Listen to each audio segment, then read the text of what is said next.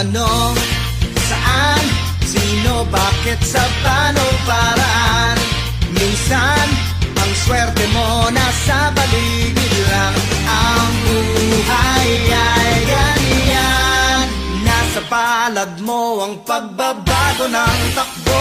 At walang mangyayari kung hindi mo susubukan. Magbukas ka ng isipan, kahit talo may natututunan. Di mo lang alam at di mo maintindihan, lahat ng nangyayari sa buhay natin ay may kanya-kanyang dahilan. Pepito